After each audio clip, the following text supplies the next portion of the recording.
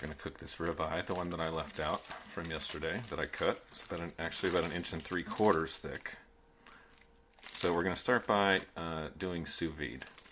Now, you can use, if you have a sous vide cooker, you can use a regular Ziploc bag like this, but you just don't get the same kind of vacuum lock. And what I don't like about this bag is that with regular Ziplocs, you have to keep that up out of the water.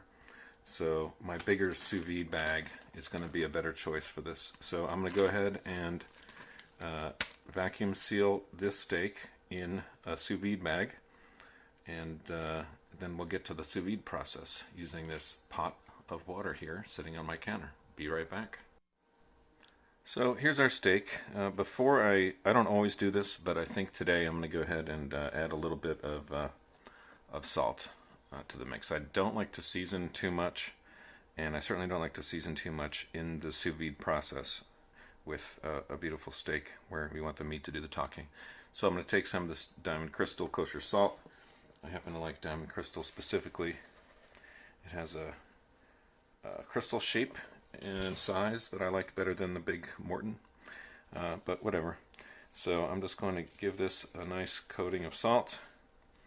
I generally don't like to do garlic, even if I'm going to season with garlic after the fact, in the sous vide, because it tends to get a little bit bitter to me, and not the kind of garlic flavor that I like over a higher heat, really. So I'm just taking this and getting a little bit of salt going on there.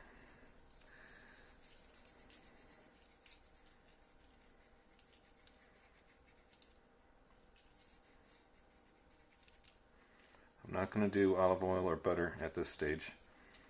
We'll save that for the searing when we do the reverse sear. So there we go. Just a light coating of salt. Okay, so and regarding salt, I mean, some people will tell you, professional chefs included, they will tell you that you should never add salt before cooking a steak like this. Especially in a sous vide situation. And I would say that that is true in a restaurant environment where they use sous vide as a method for prepping food that they then put on the grill and do the sear right before they serve it. And that's because the salt is then sitting with the meat for a very long period of time. So if you're going to do that and prep this with the sous vide method, and it's going to sit for more than 15 minutes before you sear it and serve it, then yeah, don't put any salt on until you get to the searing stage or after you've seared it.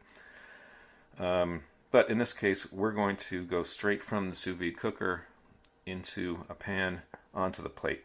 And that's not really enough time for the salt to do damage. It's just enough to kind of dry out that umami flavor. So we will go ahead and seal this bag up. This is a bag that I'm reusing, so I'm going to go ahead and get this done. Moist. There we go.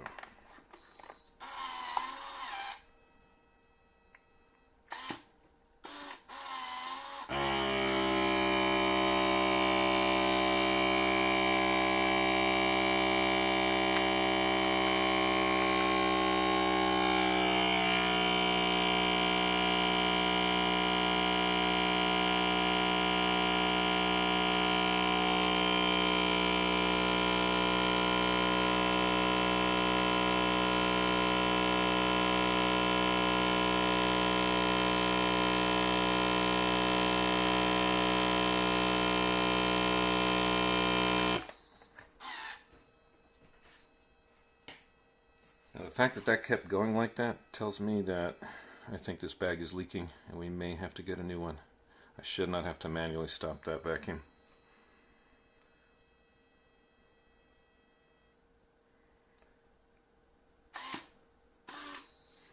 Okay, so now what I want to do is keep an eye on this and see if I see the vacuum releasing. Because what you don't want, the way to ruin the steak would be if there's a leak in the bag, because we're not trying to boil steak. We don't want water in the bag. Now, I don't plan on having the top of this bag inside the water, so just see what happens. I'll keep an eye on this for a few minutes while I prepare the rest, and we'll be right back. Okay, I believe our bag is holding. and I've been able to essentially expose very few of the previous seals to the water while submerging the entire steak. So we've got our steak in the water, completely submerged. This is the Anova precision cooker. This is the Wi-Fi controlled sous vide system that I use. I don't actually even use the Wi-Fi anymore because this is an older one that doesn't run on 5G. But so I just do it the old-fashioned way. Turn the thing on, select the temperature, and time it. I don't need to be told. And this can, the beauty of sous vide is you can basically run this up to an hour and a half with steak. With other things you can go many, many hours, and it just maintains a temperature that isn't going to overcook what you're cooking. So I'll try and arrange this so you can see the display a little bit. Okay, so I used warm water since the warm tap water saves me electricity in heating this up. And I'm going to set our temperature for let's see, we want a target temp of 128 Fahrenheit. So 128 degrees. I hit that button. Now this circulates and heats the water to that temperature. Technically, you should bring the water to temp before you add the steak. But in this case, I don't mind that slow rise. This is also a refrigerated steak, so it needs to kind of come to room temp in that water, so this process won't be bad. Essentially, we're going to go for, it takes about 40 minutes minimum. I like to go for about an hour, but it could be anywhere between 40 and 75 minutes once you hit that 128 mark. So I'll essentially let this come up to speed. Once it hits 128, I'll set a timer for about 45 minutes. And then anytime after that, when my other sides are ready and the coals are ready on the grill, I can take this out to sear it. So simple as that. We let this thing do its job. Okay, so we're here at the old grill. I got a bunch of natural lump charcoal here. The first thing I'm going to do is get that on fire.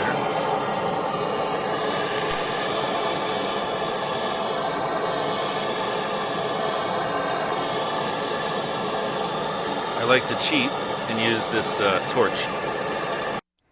Alright, so that was a little bit loud, but I like to cheat and use the torch to get this started rather than use a chimney starter, which I also have here.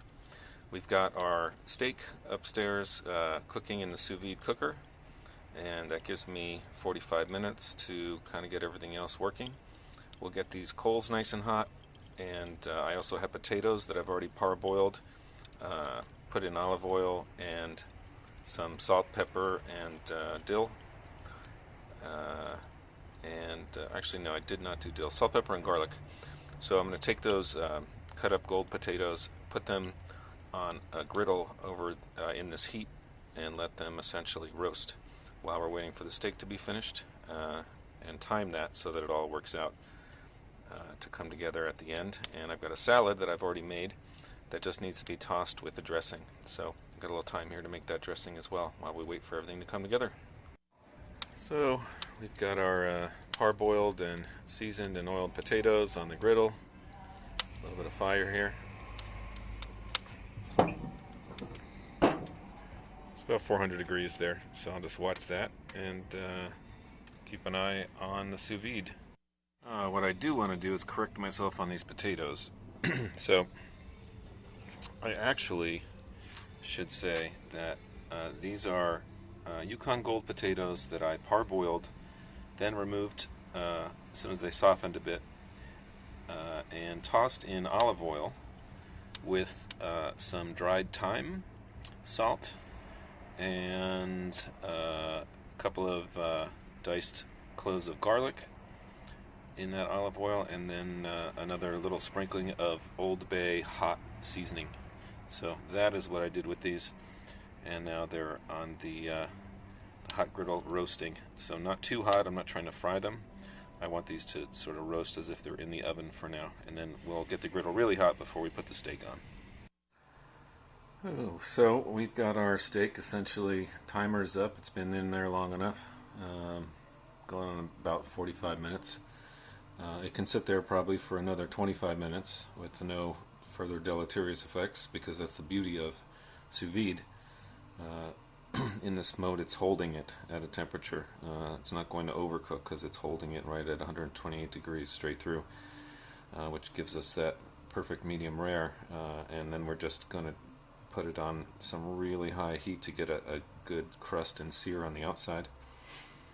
So this is ready. We've got the potatoes on the grill downstairs, and those are going. So now it's a matter of timing this with the potatoes, and of course, so really it's about the potatoes right now, because this does not need to hit the grill until the very last second, because we're probably going to cook it for 2 minutes at the most at a very, very high heat, just to get that nice grilled sear on the outside, get a little bit of that grill smoke kind of flavor on it with some butter, etc.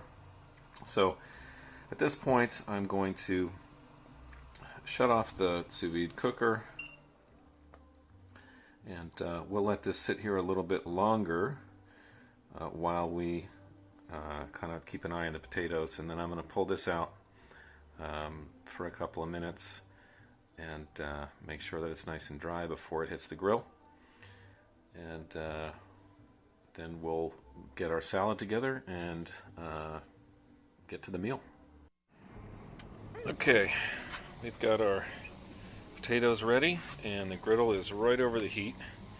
So we're at about 450 degrees. I'd love to see 500, but I don't know if we're going to get there. So it's about time to throw in the steak. Okay, this is our steak out of the sous vide.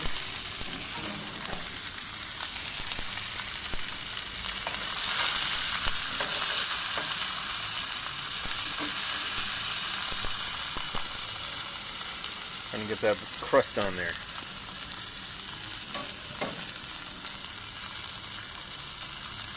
I'm going to have to use both hands to work this for about 1.5 minutes, and we'll check back in. Potatoes are looking good. First slip of the steak, we got a nice little crust going.